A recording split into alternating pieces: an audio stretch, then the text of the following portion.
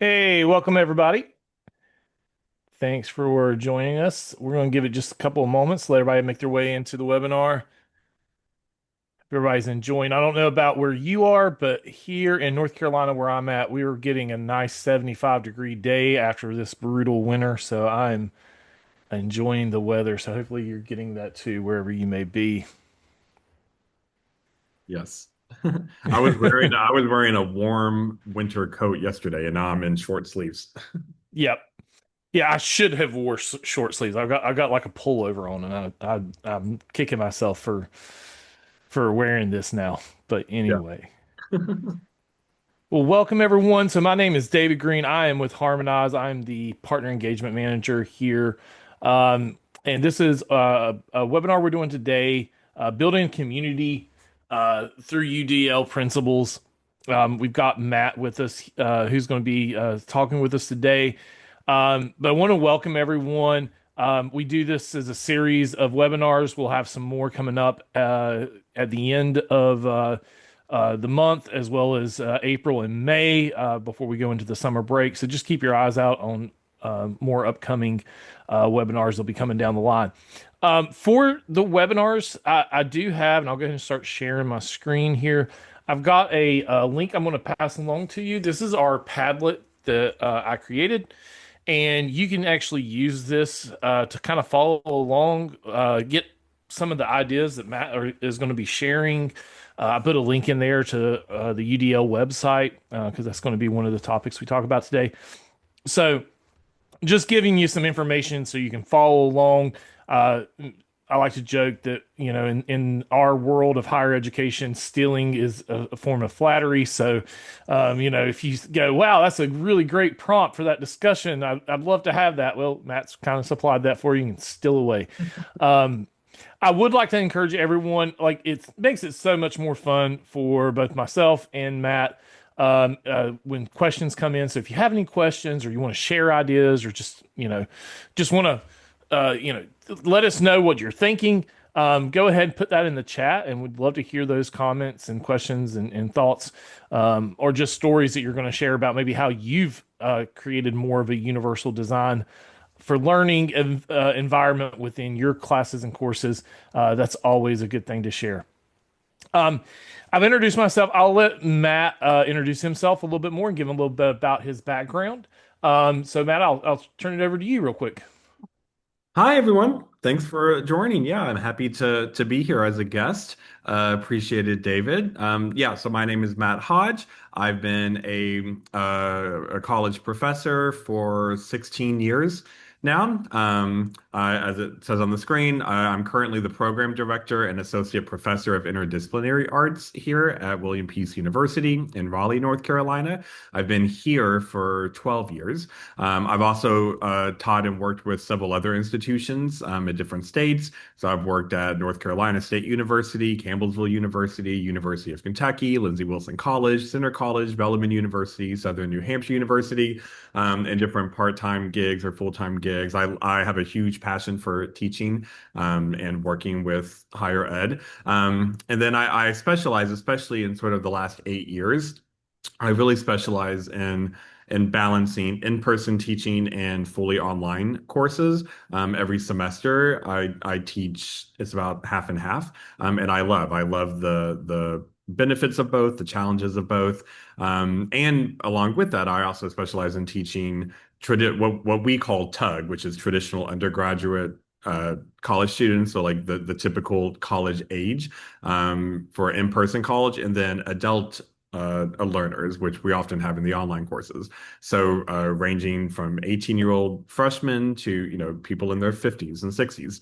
And along with that, students with a wide range of accommodation and needs, which is part of what we'll talk about today, why at our university we really dedicate ourselves to what we call universal design, universal learning, which a lot of people in higher ed are starting to really focus on. And of course, Harmonize, I've used that as a way to really plug into that bigger framework.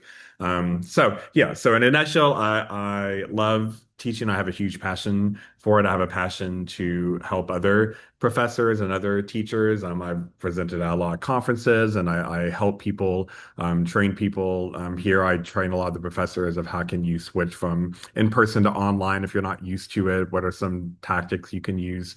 And just sort of what modern education looks like today, right? It's different. Even in my 16 years of being a professor, how I teach a course now in 2026 is probably very different than how I may have taught it in 2010. And that's not a bad thing, right? Because we're always trying to be better and go to bat for our students and provide them the best methods and assessments and approaches to having the best quality education they can have.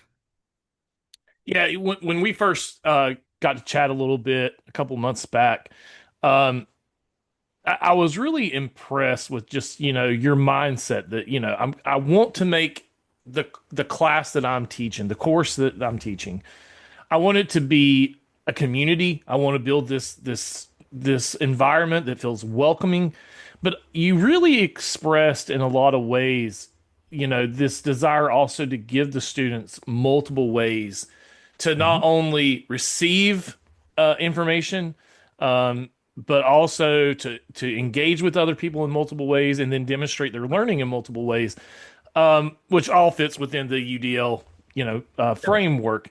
And so that was one of the reasons I asked, you to come on to do the webinar is because it's just, what you're doing is really impressive in building this out. Um, I guess Thank you. talk to us a little bit first. What is it that you think makes, focusing on universal design Mhm. such a benefit over, you know, the traditional way that you would set up a course either in person or online? Yeah, so our particular university, ever since I got here, we always had this huge focus on universal design. And I'll be honest, it took me a few years to kind of not wrap my head around what it was, but how does it just, instead of it feeling like an extra step in your class, like, oh, the icing on the cake, oh, it's for, I have a handful of students that need these type of accommodations, so I need to add this. Like it's another level to my course, and to changing the mind frame of it really is should just be the DNA of the course, right? Like I'm not building a traditional course and then trying to slap universal design on it like a new coat of paint, which in the beginning was sort of my approach because I thought that's kind of what it was. And now the approach of that's just at the heart and center of it. And what universal design is. So for example, this definition is from the Center for Excellence in Universal Design. It's kind of a long description, but I think it's a really great description, which is why I put it on here. So it says UD, Universal Design, is the design and composition of an environment so that it can be accessed, understood, and used to the greatest extent possible by all people, regardless of their age, their size, their ability, or their disability. An environment or any building, product, or service in that environment should be designed to meet the needs of all people who wish to use it. This is not a special requirement for the benefit of only a minority of the population. It is a fundamental condition of good design. And then they say if an environment is accessible, usable, convenient, and a pleasure to use, everyone benefits. By considering the diverse needs and abilities of all throughout the design process, universal design creates digital and built environments, services, and systems that meet people's needs. Simply put, universal design is good design. And really that philosophy, like the last statement, the last few sentences of the first paragraph, that's what really hits home for me, that this is not a special requirement for the benefit of a small group of people that we may think need these sort of quote unquote accommodations, is to just be a good design of how you build a course. And I remember one of the first trainings I got with universal design at the institution level, the person running it gave the example of an automatic door. When you go to a building, how many buildings now have an automatic door? You stand in front, and it just sort of opens for you. Now, a lot of people don't need the automatic door. But so if I don't need it, I kind of don't even really think twice about it, but it's still useful for me. But someone who does need that really benefits them. That is a huge impact in a way that I may not feel, but it's massive for them. But it gives both the same outcome. It allows us both to walk through the door, and it's not a special thing of, go around the back if you want the automatic door. It's just part of the design structure of the entrance. And I thought that was a really powerful example and kind of clicked of what does it mean to have all these things to just be in the DNA of the construction of how we build courses, and not just at university level. I mean, obviously, I teach college, but all these practices can be good for high school, middle school, elementary school. Like just the concept of everyone in that room is going to be different and have a different way that they can process. And not even if a student, not every student is going to come in with an official accommodation from a diagnosis that they need. That's like, documented. But basically, every human learns differently, right? I have a sister. She and I learn very differently. That, like we all are humans with different sort of minds and how we react to stuff. And it's a great way to try to figure out how can I build something where I feel like I'm hitting a bunch of different ways people can learn, but it also doesn't feel like I'm working four different full-time jobs too, trying to build a course. Because I am a big advocate for teachers and professors of not feeling overwhelmed by this and Mhm. not feeling like, oh, I have so much extra work I have to do now. Because that's how I felt in the beginning too. So I'm also not Pollyanna about it and don't realize that it doesn't require strategy, so it doesn't feel like you have extra work, right? So it shouldn't feel like here's my traditional lesson plan. Now I have to build three other versions of the lesson plan because of all the different universal design. Instead, how can you just create lesson plan that can encompass like spherically everyone in the room at the same time? That's always my approach, both in person and online. And so then it just sort of universal design is kind of just baked in instead of it always being an afterthought or an extra labor of work. Like, oh, now it's an overtime chore to have to figure out. And that's a big philosophical shift. And that's not easy to shift to in the very beginning if you're not used to it. But once you get used to it, it just becomes how you build courses and how you see education and how you run a classroom. And with, this is the greatest time ever to be living in with universal design because we have tools like Harmonize and so much tech and technology and stuff to really help us, innovations in the classroom that can make this a lot not just easier to build, but in the deepest impactful way that feels like you're valuing your time as a teacher, but also their education. And both of those can be held in the same hand. And I think, you mentioned this is just the greatest time to try to do something like this. I Yeah. think the other side of it is probably in the past, especially prior to COVID. Hmm. The argument for a lot of people would be I've got to not only redesign my course, I'm gonna have to train my students how to do this. Yeah. And the reality now is that's not really the case. Like your learners, no matter the age, size, ability, disability, we all use Facebook. We all get on TikTok or Mhm. Instagram. We all use social media in some form Yeah. for the most part, most of us, I should say, not all. But even if we don't use it now, we inherently know how to use tools that allow you to record and allow you to record your screen or make Yeah. annotations. Like it's built into the core of most students now that it's you're not having that uplift as well on top of redesigning your course. Yeah, the technology gap is a lot smaller than it used to be. Like 10 years ago, I would have a lot more. I would worry if I tried to have technology or universal design in some technological way that, oh, a big chunk of my students, their phone won't be able to have that. They don't have a camera on their phone, or they don't have access to internet, or they don't have a computer, or they don't have the ability to record video or whatnot. That was a lot more prevalent in the past, but every generation has gotten more and more access to technology. And nowadays, I hardly ever have that. It's so rare for me to find a student online or in person at any age that doesn't have the access to the basic technology needed. And then, of course, if they don't, then you also build in, you know, uh, safety nets and B plans for that. But the technology gap is a lot smaller than what it used to be among like the students in the room. Well, and I think that's a key element, right? So like it's not just that you're making your course design more media friendly. Hmm. That's not the true foundation of, I guess you would say, of UDL.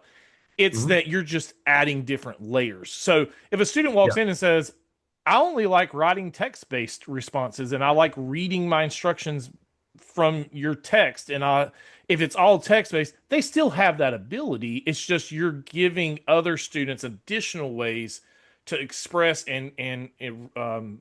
retain and get information in the learning process, right? I mean, Yeah, and that's it's not that universal design requires advanced technology, it's just technology helps implement universal design at an even deeper level.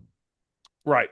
And I think for a lot of students, and I've seen this in speaking with multiple different instructors, sometimes you'll get a class of students and you're like, "Hey, you can use video, you can use annotations, you can use this," and they all just write text. Like it's just that's just all they do. Yeah. They don't 'Cause- use it, and it's there if they want it. I think, and that's the key, right? Like if you're not going to say no, no, no, no.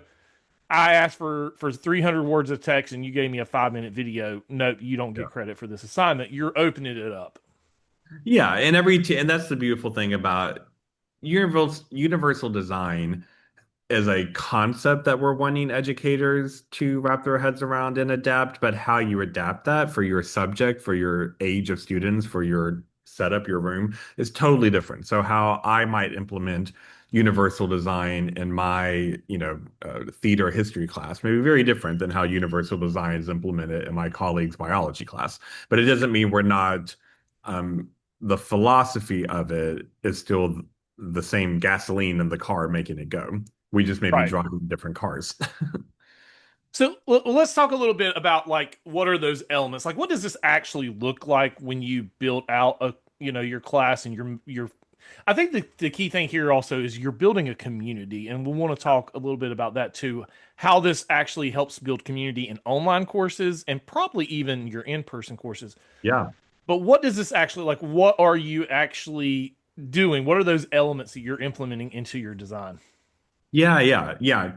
If I had to choose one word that I would say is the most like my philosophy about everything as approached as education, it's community. Because the more that there's a community, the more it feels like my students succeed better. Not just better grades, but like uh, tangible assessment, observations, just having a community helps, whether you're in person or online. And so, yeah, so Harmonize. So I personally use Harmonize as like I view it as one puzzle piece in a bigger puzzle. So first off, just harmonize. What is it? Which I'm sure, David, you're probably going to show here in a second, kind of like what it is. But it's a program that's embedded into your whatever LMS you learn. We use Moodle here, but if you use Canva or Blackboard or whatever kind of program you're using for at your institution, it's embedded into it, which is great because I've used programs in the past before I found Harmonize that weren't embedded, and I had to take my students off platform, and that was a little bit of a mess, and that did come with its own tech issues. So the fact that it's housed within, so like for me, for my classes, that is housed within Moodle, got rid of so many of the quote unquote tech issues I used to have when I used other programs before Harmonize that I had to make my students go from Moodle into another external like website or outside platform. So that right there is a fantastic like ground zero foundational benefit. But Harmonize in general, it allows you to, once you open the program within Moodle, it allows you to build different type of assignments or assessments or community-based activities or whatnot, but you get so many different options of first how you want to build it. You can have something that's video-based, you can have something that's image-based, something that's text-based, something that's a link file based. And I personally use, because of universal design, I purposely, when I use Harmonize, I use all three. So in any given assignment or activity we're doing, I will, for example, record a video. And that video directly, like I record, Harmonize has you record right into it. It instantly processes and upload it, which I love. It's not like I have to record it on my phone and then upload the file and edit and all that stuff. Does it for you. So you have video. I'll also have text version of the video. Well, you can format the text in different ways. Um, so even just how they're hearing me, they can hear my voice, they can see my face, and they can read what I'm saying, and also how I would word it in a text format. And then they do an activity or do some sort of response within it. I usually have them do video response because how you can have community, but you can have video responses and you can have people interact with different videos. You can do text replies or video replies to other posts. You can have emojis, timestamps, but it's where we're all in real time connecting in a similar way that you can have like with social media, but in an academic way. But it's still all housed within it. And how I'm notified about it, how it's graded, can be either all on me. If I want to do it manually, it can be automated, where if you really would like it to just be kind of, did you do it or not? Was it participation points or not? You can have it set up that if they upload a video and they post on two other people, like it's called milestones in Harmonize, and you can set that up as great. You know, David uploaded his video and he replied to two other classmates, and Harmonize will automate that. And you can even set like, okay, I want half of the point, if this is worth 10 points, I want five of the points to be that he uploaded the video and that he did it by this date. And then I want the other 5 points to be that he completed post on two other people by this date. And it will give partial credit if he only completed half of it. Or I can go in and manually handle it all. I can set it up how I want to receive notifications about it. So I can jump in and still make sure I'm interacting. I can get email notifications. I can get notifications within Moodle. So I make sure that I'm kind of staying on top of things. And then I also will interact with them. And so I will also post and reply to theirs and interact and tag people. And so I'm part of it. So they also know that I'm watching and reading. And so that keeps everyone kind of on track. Um, but there's so much in automation and tech embedded within it that you can have as much help as you want. Another other features I love about it is that when you make a video, it automatically makes automatic closed captions, so you don't have to worry about that. That's another part of universal design. They can control the video speed because I have students with different accommodations that it helps them to be able. They like to listen to videos slower or speed it up. So they get to control that. If you want to have files that they look at, you can link that. You can put images. There's so many things to do all within this one program, and it doesn't take long to set it up. Like once you get used to it, to just type what you want to type, record your video, upload anything you want to upload, build the milestone, right? Oh, I want them to post a video by this date. I want them to reply or interact with two other comments or whatever by this date. Choose automatic grading or not automatic grading. It automatically connects to the grade book in the LMS, which is wonderful. Um, there's so many things I use it for. And the thing that I use it most for in my class is what I call a lower stakes assignment. Because when you're building a community, um, sometimes you want to take pressure off of people can get nervous putting themselves on camera, for example, if it's an online class, if they might do something wrong or get embarrassed. So usually for Harmonize, I use it for lower stakes where I'm using it for something that's opinion based. We're connecting it to the course content, but it's in a good pairing with other assessments that can be more traditional. If like they write a paper, they do research, they give a presentation, they take a quiz, all that stuff where they have to, be assessed on facts they learned and all that stuff. So Harmonize is a great thing to plug into that. And I've had so many students tell me that the Harmonize part was their favorite part of the class. Because if you're just asking for their opinion and connecting it to the topic, it's not as scary to put yourself on camera. And of course, I give a big spill of like, we're going to be very kind, we're going to be very supportive. I purposely don't ask anything, uber political or religious or whatnot. So it causes, I try to set it up as a nice safety net so it feels Mhm. once you do it a few times, it's fun to do it and to get to interact with each other's videos and whatnot because it feels like you're in the room together. And if you're in an in-person class, because I've also trained professors here, they think it's only for online classes. You can use it for in-person too if you want community building outside of the classroom or a lower stakes assignment where they don't have to turn in a paper, but they do something like this where they, it's an interactive, immersive type of activity, and they usually have fun with it, and I have fun with it. I also think it also creates, or I'm going to put my opinion in here a little Yeah, bit. It please. creates more authentic Mhm. discussions, right? Yeah, Like, yeah. and so with the authentic comes a resiliency to AI, which I know a lot of instructors deal Mhm. with. Like Yeah, you're saying, I want opinion based. You say, give me your opinion, or you'd even say, tell me about experience you've had about this topic, etc. And AI is not good at doing tasks yeah, like that. If you say, just tell me, what the correct answer is, yeah, yeah. it's easy to make a essay and put that out there. But if you say, give me your opinion or give me, experience that you've had, it doesn't sound real. If they tried it, whatever AI does come up with, it Yeah, doesn't because I sound good. have. Yes, Yeah, because we all deal with the the beautiful power and the terrifying reality of AI right. in education now, no matter what grade you teach. And trust me, like every week I'm having to talk to students where it's clear they ChatGPT wrote their entire paper for them, So I had those chats with them, but I've noticed that when students have to like present in class or when they have to speak on video and do something like this, they're less likely to quote unquote cheat or use AI to do it because it's different than just turning in the paper. Now, I may give a prompt where you could put it in AI and it gives you something, but there's still something psychologically about I have to get on camera and talk to my teacher and talk to my fellow classmates.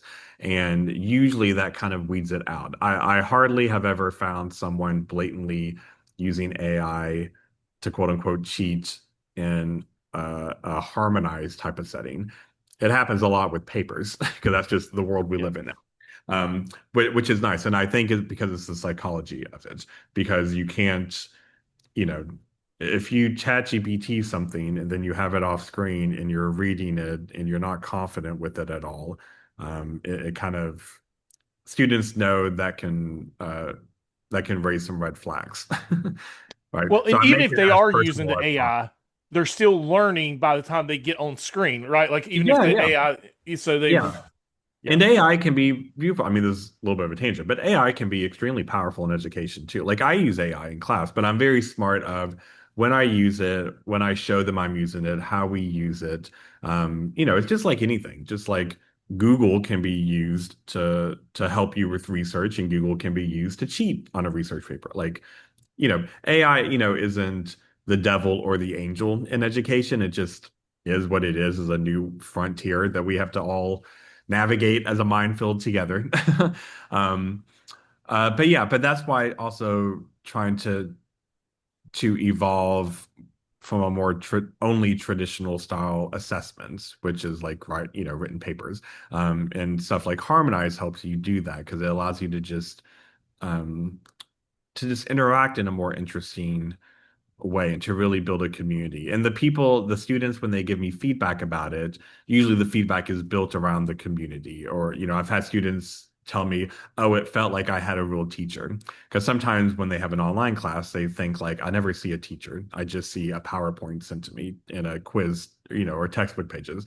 They said, oh, it felt like I was actually like that I cared about them and that I was with them and had a personality with them. And the fact that they got to know each other because that is part of universal design, right? And AI, and also AI is part of Harmonize. If you want assistance, there's an AI section that helps you. Like you can put in, here's what I'm teaching this week. Help me come up with a nice like prompt that could correlate, to help me have them talk from this type of angle.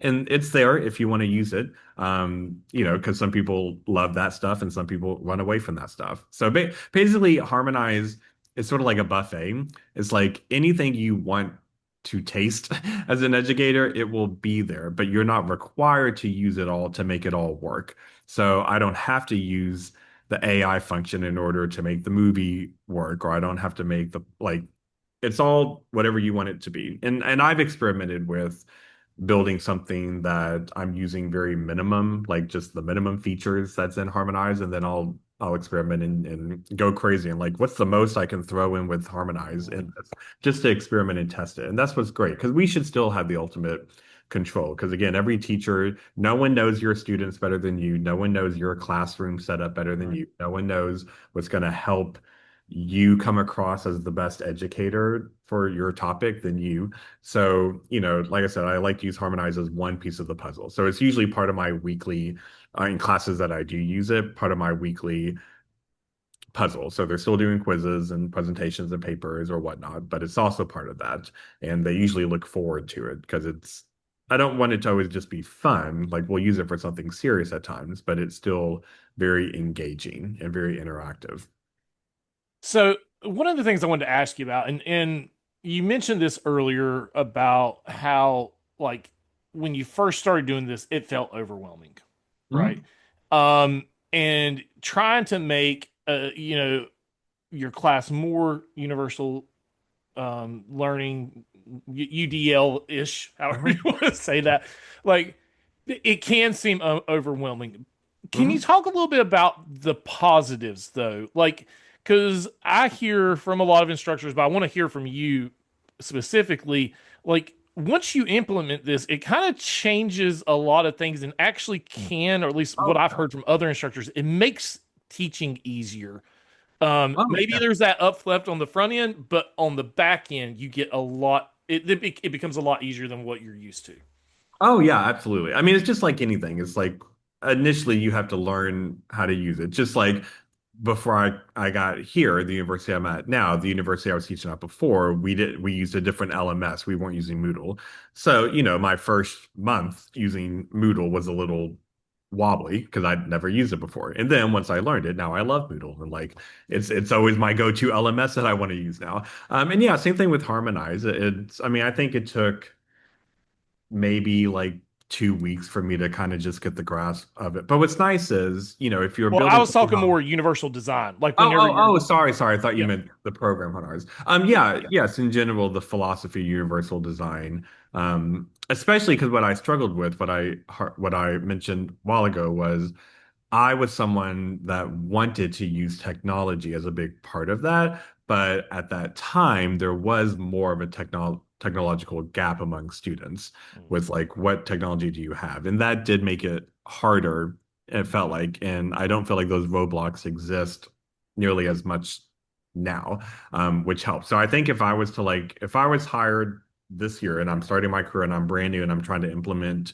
universal design, it feels a lot easier to do that now than it did, 16 years ago when I first started, because there were more technological limitations. What technology do people have? What is everyone's phones? What are they capable of? All of that kind of stuff. But yeah, it's completely worth it. Anything, and I tell people because I have taught with faculty that are a little scared to try to make changes because it's new. But I say, well, but we expect that of our students, right? We want our students to challenge ourselves. We expect that our students walk into our classroom being prepared to learn something new, try something new, do an assignment that may be not super comfortable for them or that they know how to do or get up in front of people or whatnot. But, I'm a big believer of I always want to walk my talk. So if I expect my students to evolve throughout my classroom, then I want to put that effort in because I want them to be the best student they can be, and I want to be the best teacher I can be. And it really is, once you crack the code, it becomes so much easier. And technology really helps with it. You can do it without technology, but technology just makes it 10 times easier.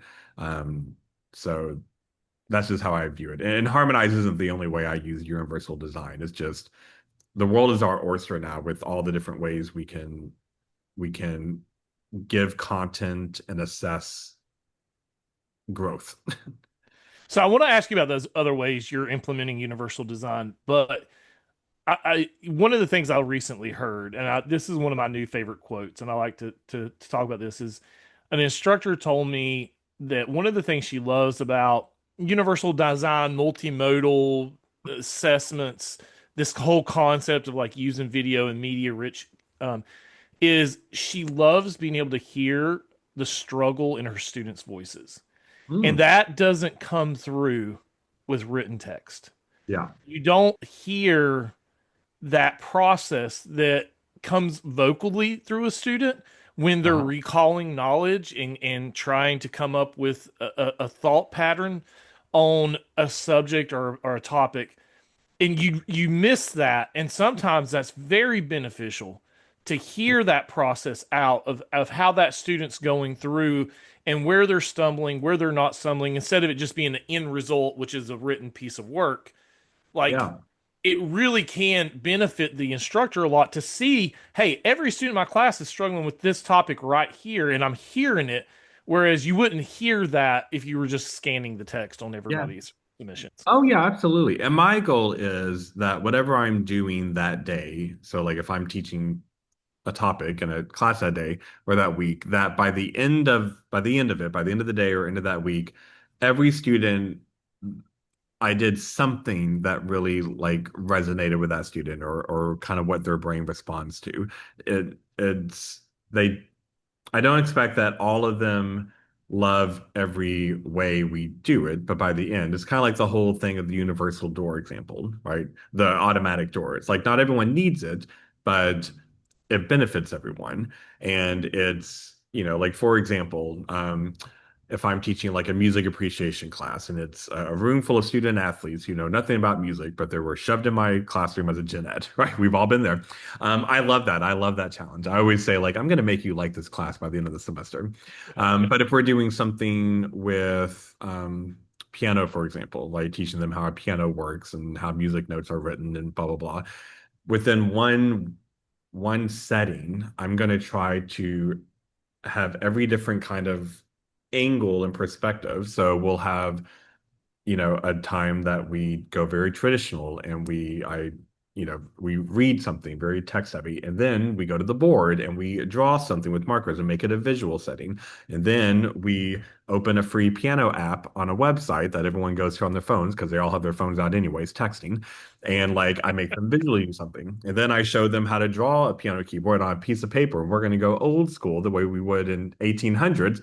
And now you're going to draw it and you're going to do different stuff with your fingers and color markers. And then you're going to get up and you're going to do this. And then you're going to go like all these different ways of modalities and physicalness and visual and oral and text. And so by the end of it, something clicked in their minds of what it is. So, the visual people, the people who drawing, like the drawing part, may not have loved the text part, or the people who liked the phone may not have liked the paper and pencil part. But by the end of it, did something resonate? And to me, that is like just sort of one kind of small example of universal design. But instead of me coming in with seven different lesson plans, it's just my overall umbrella. What am I doing today? My goal is to get them to be more fascinated and have an appreciation of how a piano works and how that connects to their favorite song they just listened to in the gym this morning. What are all the different ways I can do that? And it's just like a carousel, and we're just going to go around in a circle and do a bunch of stuff. And it's a buffet. It's one meal, but we're gonna choose a bunch of different dishes. So by the end of it, hopefully you ate something that tasted good and you liked. Well, that is a great metaphor for me to transition to this question. So I know you love Harmonize, and we appreciate your love of Harmonize, for sure. But when you're setting that plate for your students, what other tools are you using? And maybe also tell us like which ones you're using for in class and which ones you're using for online, and which ones you find useful for both. I know you said Harmonize is a great tool in Mhm. both, is what you've told me. But Yeah. what is those other tools you're out there using? Yeah, so in the online courses, I mean, it can kind of differ based on what the course is, but in general, besides Harmonize, I'm using like building online assessments, like online quizzes. I'm having traditional written assignments. I'm having them build interactive presentations like with Google Slides or Prezi that we do stuff with. I use Harmonize to do whenever I want to do something that's video based, that doesn't require like editing and stuff like that, or audio, recording voice. I like to use Harmonize because it all lives in there without having to like upload to a Google Drive folder, then embed it, or them having to save it somewhere. It's all in a cloud and doesn't take up memory or room. In that, I will have other websites or programs we'll use if it's a specific type of topic. If there's an app, a free app I want them to download or a free website. I always make sure that nothing ever costs money. I'm really big on that. I Mhm. never want something to be, and I always make sure I have a backup plan in case like oh, I want to use this website that has this, virtual drum machine that we're going to do something with. And for some reason, your computer, your internet browser is not opening it. And we're troubleshooting, it's not working. What's my plan B with that? And so always navigating that. But the more that you can keep it housed in your LMS, even the better. So even like links or other external programs, I still want to find a way to get it centered into the LMS as much as possible. But that's one of the reasons why I like Harmonize, because Harmonize a lot from different modalities, the video and audio and image base, which is very much like students respond well to that, and that can be part of universal design. Harmonize allows me to house that all and keep it all organized within Moodle without having to link it to an external thing. Because I used to, before Harmonize, have to make Google Drives and link everything to an external thing, or I had to record, videos on my phone or computer and edit them and upload them. Or I had to go to an external website that we had to record videos on and then loop it back to Moodle. Like, it was a lot of dominoes to hit. And there was a lot of issues with it. And so I now Harmonize is a great way for me to just have like a library of the media that I want housed, and I don't have to take up room in my own Google Drive, my own computer hardware. It's all organized right then and there. It's accessible for students in an easy way without them having to externally go off of the platform.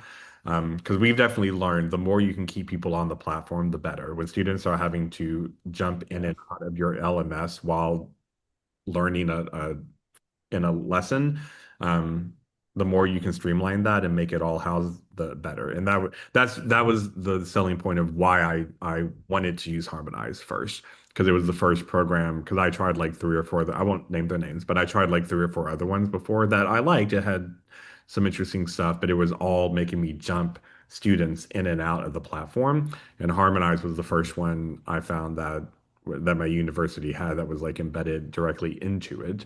I was like, oh my gosh, this saves so much time, so much hassle, so much headache. And the number of emails I received from students with issues of like, this isn't working, went down like literally 90%.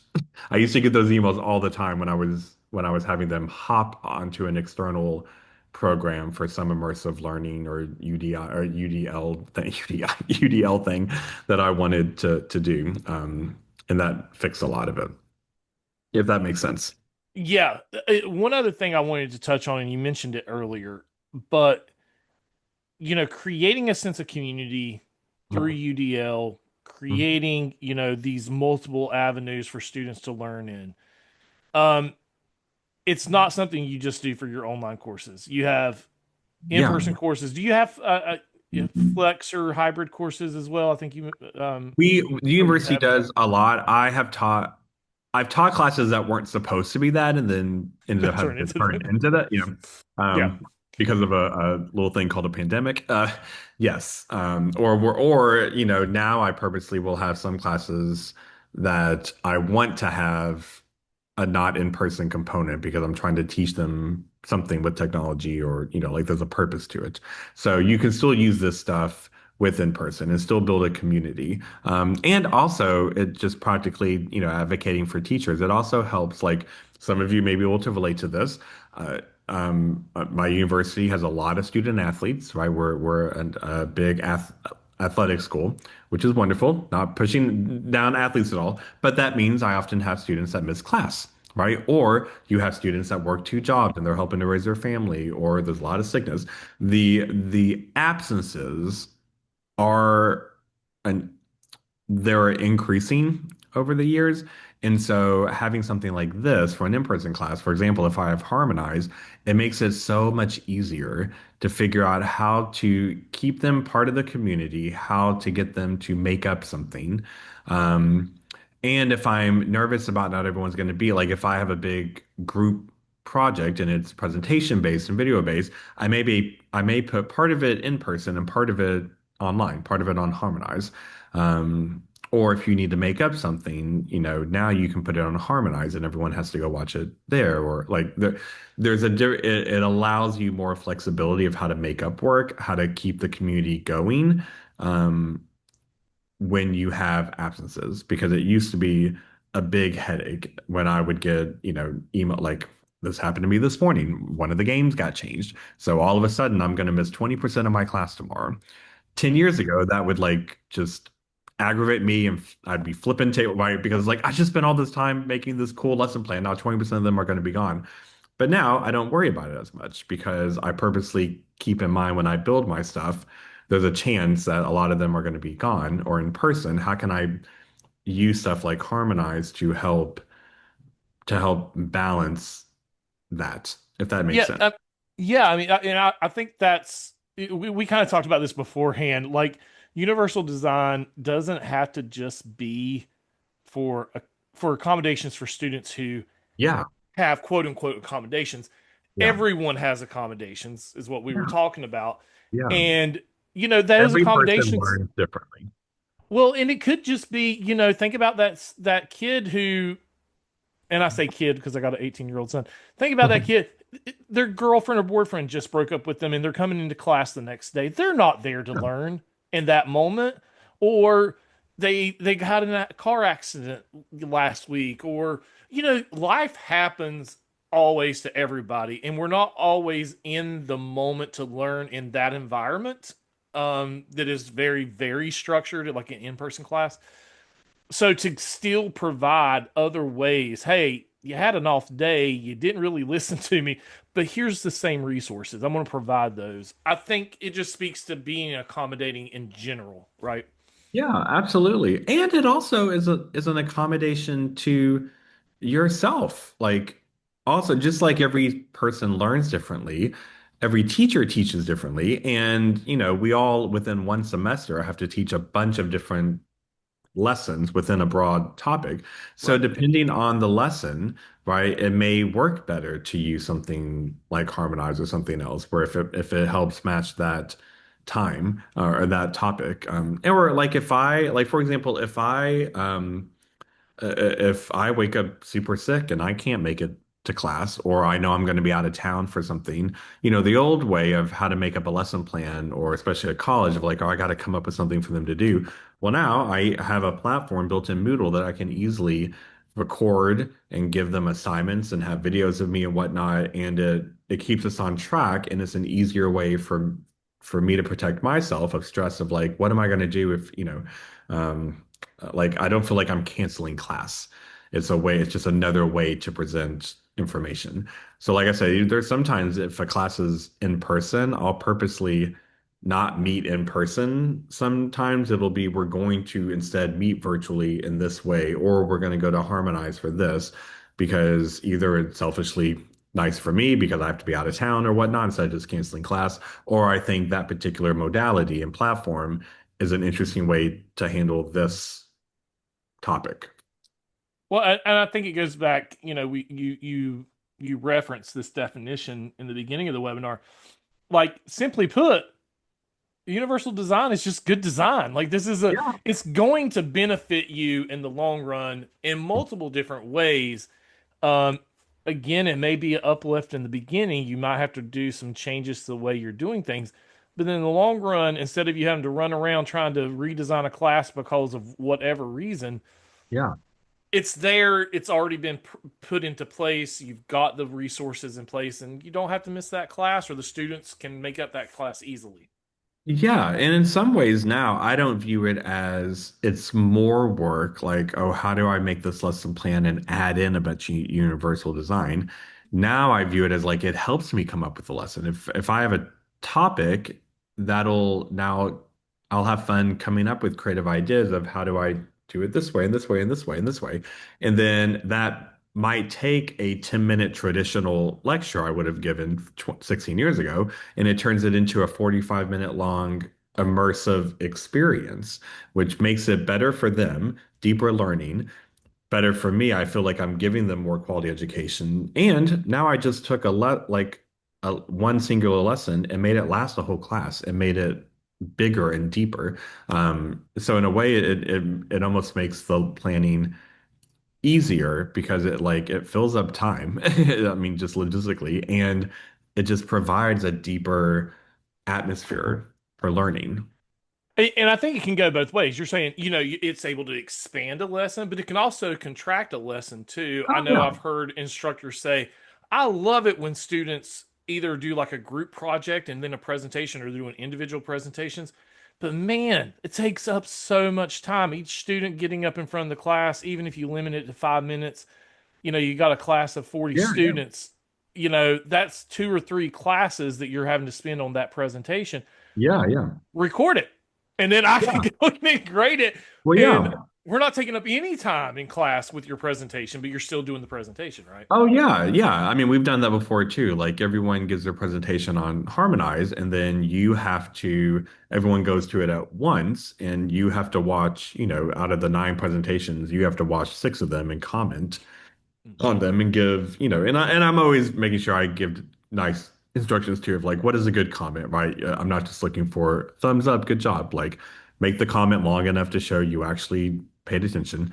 But yeah, that and you can have all of the presentations get views and interactions simultaneously within one session versus we have to go one at a time over 3 classes. So yeah, it can Yep. go either way. You can make it can help you expand or it can help you consolidate. Yep. Um, I'm not seeing any questions come through the chat. I've been trying to monitor that, but we've got about 8 more minutes left. I wanted to make sure if anybody does have any questions for Matt, go ahead and ask those. We'll address those if anyone has those. But I thought maybe as a parting thought, Matt, like if someone was to say, "Okay, Matt, you convinced me. I'm on board with universal design for learning. I want to make my course more UDL."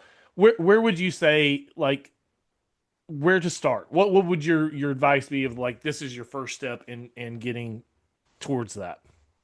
I think a nice first step is just sit down and have fun. Like have fun with brainstorming. All right, here's a topic I want to teach tomorrow.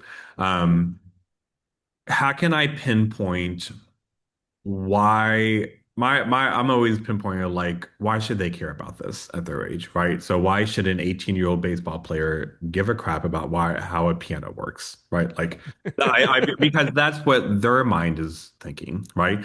So how do I now that's my North Star, right? Now, what are all the different ways? Like, how can I come up with 4 different ways that are not necessarily fun, but engaging of how to approach what can we do with the piano? And oftentimes like I'll try to think, okay, what's a visual way? So people that love art or they love to doodle in their notebooks, like what's a visual way to approach this? What's a text way to approach this? What is a hearing, audible or oral way to approach this? Whether it's, even if it's not music, but like what does it mean to hear something, to speak it or whatnot? Um, like different ways of doing that. What's a group way to do it? Um, and usually I try that, and then that kind of like it's like a ripple effect, and then that comes up with different ideas. So I think that's one nice way, like whatever you're wanting to teach, come up with like 3 or 4 different ways that kind of hit, is there a physical way to do this? Is there a sound-based way? Is there a visual way? Is there a text way? And how can you kind of combine those? This made me think of like this discussion prompt that I had put into our Padlet, which was one of your discussion prompts about um, uh, this is that you had them think of a genre of movies, TV, video games that you enjoy, Mhm. and then those, talk about that. And you wanted them to record, I think you said record a video in this one, yeah. Uh-huh. But it made me think like, hey, go out and find YouTube Mhm.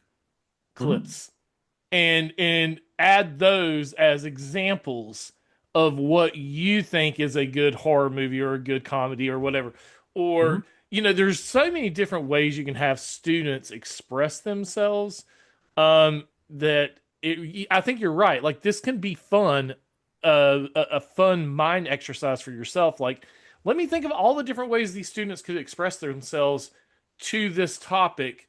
Um, find examples of piano. And Yeah, yeah. I would find it very interesting. Like, what do they pull up? My mind, as the age I am, I'm thinking Billy Joel and Elton John, but they might be pulling up, other people, maybe even older generation, they're thinking Beethoven and Bach and everyone, and it could just be, you see the Yeah. differences. Um, Yeah. Well, and that's an example of how I use like harmonized prompts as lower stakes stuff because stuff like that where it says like, record a video and you have to comment, blah blah.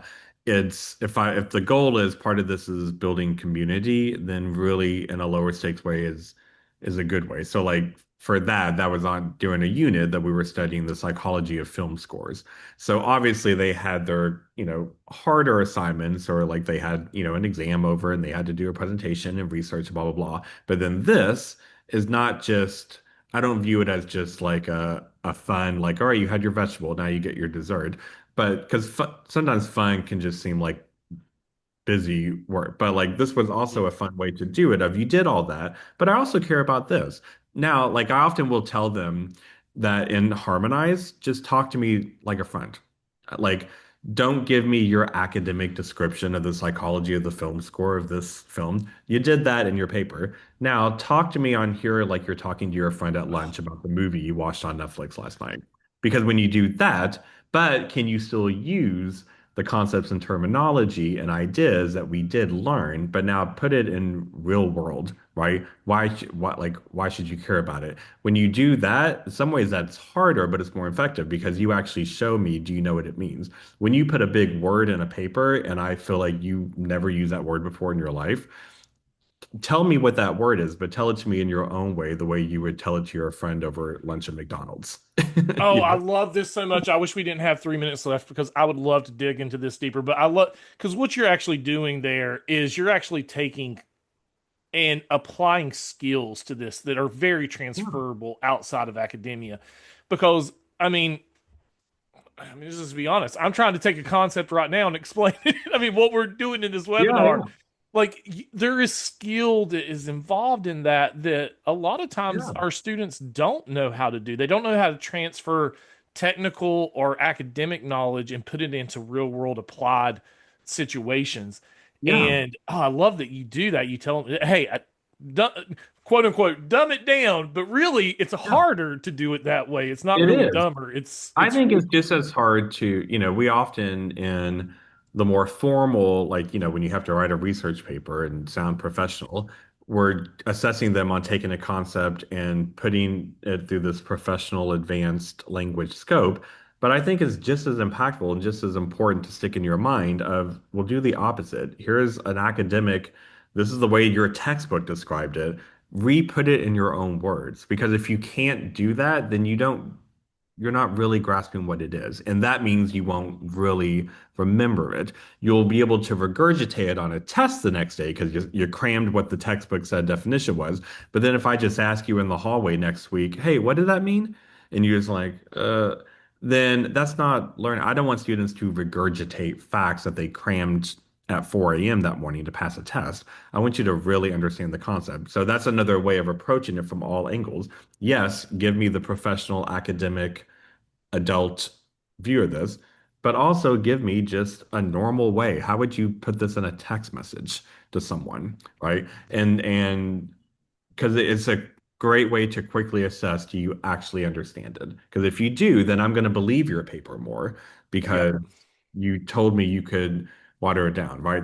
Because that's a challenge for me. Here's something I really academic I want to bring into the classroom, but I want to word it in a way that, 18-year-olds not just understand it, but it actually is like interesting to them. And that's a fun challenge.